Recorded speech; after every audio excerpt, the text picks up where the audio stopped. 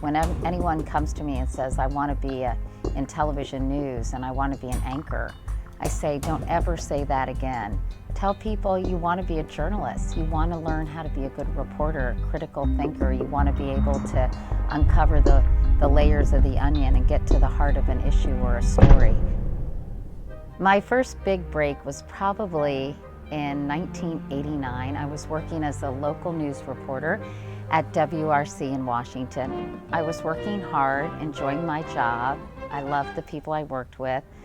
But lo and behold, I got a phone call from Tim Russert. He said he'd like to see me in his office. So I went downstairs, I walked into his office, and he said that he had been watching me on the local news, that he admired my work and how persistent I was and what a dogged reporter I was. So he asked me if I'd be interested in working as the Deputy Pentagon Correspondent alongside Fred Francis, even though it was going through my mind that I really knew very little about military affairs or hardware.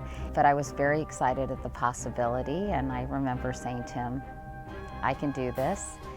I love to write. I have a natural curiosity about people and the world and events, and a natural desire to try to understand the who, what, when, where, why of it all. I like meeting new people. I like interacting with people. I have a very high EQ, if not IQ. And because my dad was a print journalist and really encouraged me to use those natural proclivities, if you will, I thought journalism was a great profession for me. Willard, I'm going to be in your neck of the woods this weekend. I'm going to be in Middleburg. Hey, come on by for lunch. Elena Nachmanoff, who was in charge of hiring people at NBC, said she wanted to give me an opportunity to be the newsreader on the Today Show. Well, because I had spent my career thus far as a reporter, I didn't know how to use a teleprompter. I didn't know how to do anything.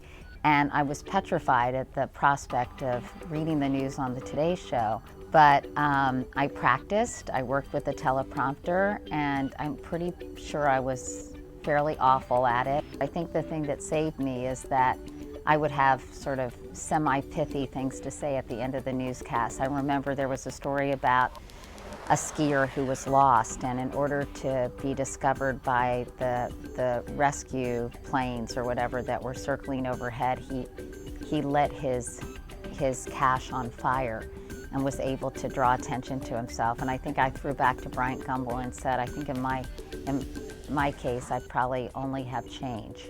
And I know it doesn't sound that funny, and it probably wasn't that funny, but it was sort of funny. This is Today with Bryant Gumbel, Catherine Couric, and Joe Garagiola. I think I felt comfortable in my own skin, and I had sort of an easygoing way about me. And so as a result, I think when Deborah Norville went on maternity leave and they needed someone to fill in, they saw me as somebody they wanted to try out. And as a result, I was lucky, and timing is everything. And I ended up being the full-time anchor, and I stayed there for 15 years. Whether it was Samuel Goldwyn, Wayne Gretzky, or Thomas Jefferson, but they've all said in various iterations, the harder I work, the luckier I get.